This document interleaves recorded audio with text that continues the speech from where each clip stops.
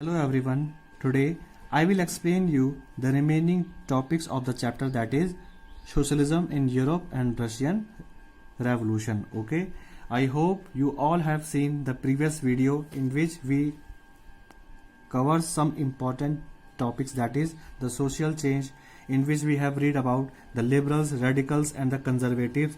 I have also explained you about the condition of the Russian society before the Russian Revolution, and the last topic we cover in that particular video is the Bloody Sunday. Okay, so I hope you all have seen that particular video. If you haven't seen, please see that video first, then only you will be able to understand the new topics which were very important. Okay, so the first topic for today's video is the First World War and the Russian Empire.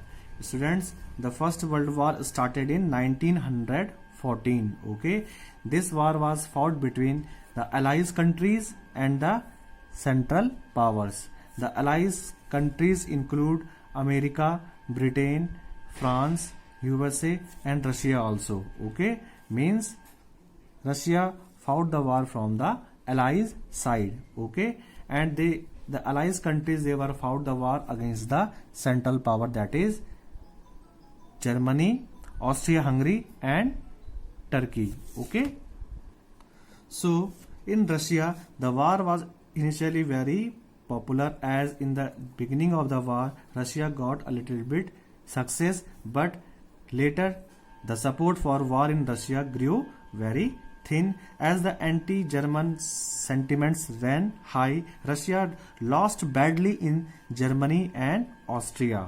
Okay, Russia faced a huge defeat against Germany and Austria in the battle, and it led to a huge destruction of both the life and the property in Russia. There were 7 million casualties in Russia. The war also affected the industries. There was shortage of the labor, railway lines were shut down, there was a shortage of grain, which led to the increased prices of the bread. As Russia was fought the war against Germany and Austria, so the German armies, they broke down the railway lines which were considered as the lifeline of the Russian economy, as these railways, they not only took the people from one place to another, but they also provided the raw material for the industries to produce the manufactured goods. But those railway lines were broke down by the German army. That affects the industries in Russia in a very bad manner. Okay, so it led to the shortage of the labor and that also the grains, which ultimately led to the high prices of the basic meals, that is bread. Now the next topic is the February Revolution in Petrograd.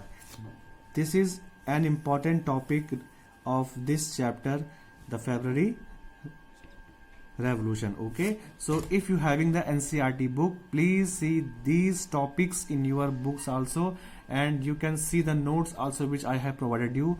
All those things provided you a great help to understand these topics in a better way. Okay, so we will see the events that took the February Revolution of 1917. So the first event is the grim conditions in Petrograd, that is the capital of Russian Empire during those days. So in the winters of 1917, the conditions in the capital Petrograd were grim. In February 1917, food shortages were deeply felt in the workers' quarter.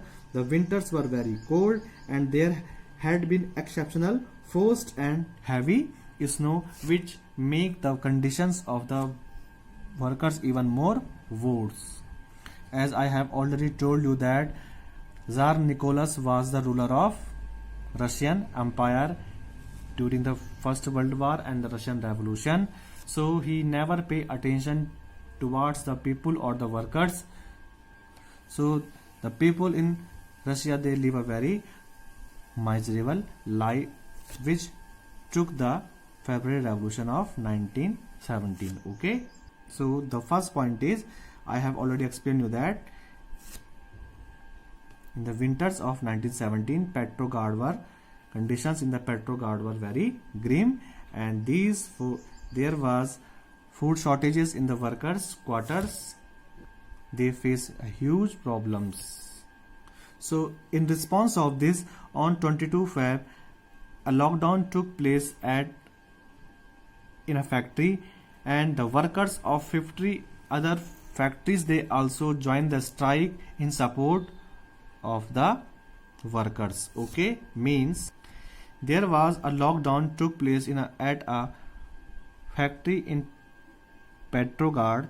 So in their support, the workers of other 50 factories, they also joined the lockdown in their sympathy. And the remarkable thing of this strike was that women, they also led and they also participated in the strikes, and this came to be known, or this came to be called the International Women's Day, as it was very first time the women workers, they also led the strike in Russia.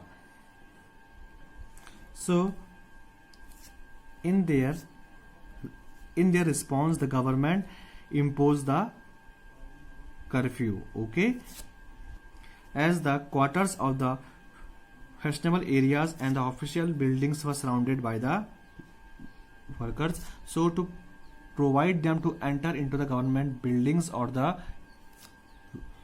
Winter Palace, the government imposed the curfew. Okay, so on 24th and 25th of February 1917, the government called out the cavalry. Okay, I have already explained you in the first video that it is the special force that protects the Winter Palace or the government buildings. Okay, so on 24th and 25th, the government called out the cavalry and the police to keep an eye on them, that is the workers. Okay, and on 25th February, the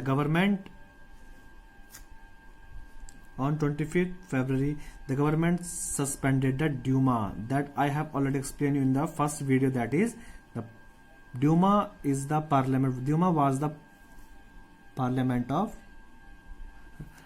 Russia during those days. Okay, so the government suspended Duma and the politicians spoke against the measures. Okay, means the king ordered to suspend the parliament of Russia and all those politicians who were not supported him. In response of this, on 27, the police headquarters were ransacked. It means tod phod, means the workers, they ransacked the government quarters, in which an officer was shot at the barracks of a regiment, and other regiments mutinied. Okay, means they were badly looted by the workers. The workers, they attacked on the government buildings and the quarters, in which an officer was shot, and the other regiments of the police or the forces were mutinied. Okay, voting to join the striking workers gathered to form a Soviet or council. This was the Petrograd Soviet. Student, this is very important point, that is Petrograd Soviet. You should know that what actually the Soviet is. Soviet is a council of the workers which they formed against the Tsar. Means the workers who led the February Revolution of 1917, they declared themselves as Soviet and they were called the Petrograd Soviet. Please remember this. A delegation went to meet Tsar, means those who were the close ones of the Tsar, the officers, the military commanders, and they advised him to abdicate or to escape. So the Tsar abdicated on 22nd of March. okay, and it led to the formation of a provincial government. Please remember this also. It is the main feature of February Revolution that it led to the abdication of Tsar and the formation of provincial government. Okay, so the provincial government was formed by the Soviet and the Duma leaders to run the country. So here you have to remember that the provincial government was formed by the Soviets and the Duma leaders, okay, who run the country's administration. Now we will see the effects of the February Revolution. So its first effect is that restrictions on public meetings and associations were removed and Soviets were set up everywhere to make the government more strong. Okay, so these two were the major effects of the February Revolution. So here you have to remember that provisional government was an important feature of February Revolution as it led to its establishment. Now we will see the October Revolution, and this October Revolution is called the Russian Revolution of 1917. This is called Russian Revolution, okay, and this is the most important topic in this chapter, that is Russian Revolution, and I have already explained you this in your notes also, okay. So if you will see the notes, it will provide you a great help. So please see the notes also and be serious. So in the first video I have explained you about the Bloody Sunday, in which we have read about the revolution of 1905. So Lenin were exiled for his revolutionary activities in different parts of Russia. So he was exiled in 1906 and he returned in Russia in 1917. Okay, so after his arrival, see, Lenin is an important figure and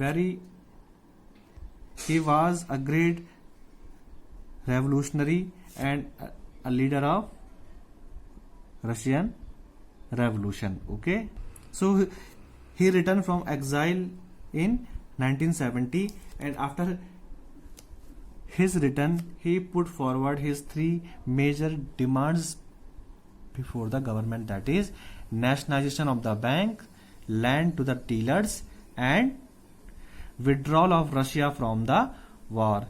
These three were his major demands, and these three demands were also called Lenin's April Thesis. Please remember this, Lenin's April Thesis, in which he put forward three demands, that is withdraw from the war, nationalization of the bank, and land to the tillers. Okay, so when he returned to Russia in 1917, he do not have belief in the provisional government, as he feels that this government can also turn to dictatorship, or it can become autocrat. Okay, so on 16th October 1917, Lenin persuaded the Petrograd Soviet, which formed during the February Revolution, this I have already explained you, and the Bolshevik party to agree on a socialist seizure of power. A military revolutionary committee was appointed by the Soviet to organize seizure of power. Okay, means Lenin do not have any belief in the provisional government. He wanted a socialist state in which the administration was run by the Bolshevik party. Okay, so he argued to the Petrograd Soviet and the Bolshevik party for the socialist seizure of power and led the revolution against the provisional government. So uprising began on 24th October and Prime Minister Kerensky. Okay, Kerensky was the Prime Minister of the provisional government which was formed during February Revolution. Okay, so he was the Prime Minister, Prince Kerensky. Okay, So uprising began on 24th October. Prime Minister Kerensky left the city to summon the troops. Okay, means the leader of the provisional government, that is Prince Kerensky, he left the city to call the troops from the different parts of Russia against the Bolsheviks. So military men loyal to the government, they started to seize the buildings of two Bolsheviks newspaper from they published the different news against the provisional government. So the loyal soldiers or the officers of the provisional governments, they started to seize the buildings in which the two Bolshevik newspapers were published, and the other pro-government troops were sent to take over the telephone and telegraph offices and to protect the Winter Palace. Means those who were the supporters of those officials who were the supporters of the provisional governments, they just started to protect all those important things and the Winter Palace from the attack of Bolsheviks. Okay, in response of this, the Bolsheviks ordered to seize government offices and arrest the ministers who were the supporters of provisional government. Okay, and by the night the city had been taken over and all the ministers who were the supporters of the provisional government, they all were arrested and they were surrendered. Okay, so this was the final nail in the coffin, and all Russian Congress of the Soviet in Petrograd approved the Bolshevik action, and it led to the heavy fighting in the city of Moscow, and by the end of the December, the Bolsheviks controlled Moscow and almost all the area of Petrograd. Okay, where the royal family and the nobility was living. Okay, so all these events, they comes under the October Revolution. So you have to remember this. Lenin, after his exile in 1906, he reached in Russia in 1970. He didn't have any trust on the provisional government, as he believes that this government can also turn violent or autocrat. So he led to the October Revolution of 1917, which is called the Russian Revolution. Okay, so the people involved were, means the people who were involved in the October Revolution were Lenin as a leader and the Bolshevik, that is the name of his party. Okay, so the people involved in the October Revolution of 1917, that is Lenin, the Bolshevik troops. Okay, now we will see the effects of October Revolution. So I have already informed you that Lenin put forward his three demands, that is nationalization of the banks,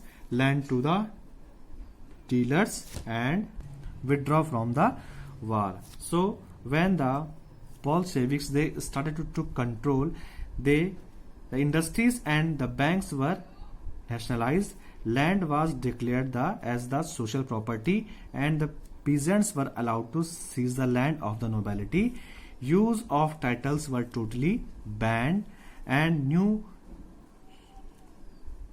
uniforms were designed for army and the officials. Russia became one party state, that you should remember. Okay, Russia became the one party state, and all the trade unions were kept under the control of Bolsheviks, and there was an establishment of centralized economic planning. Okay, so these all were the major effects of the October Revolution, which is called the Russian Revolution. Now the next topic is civil war.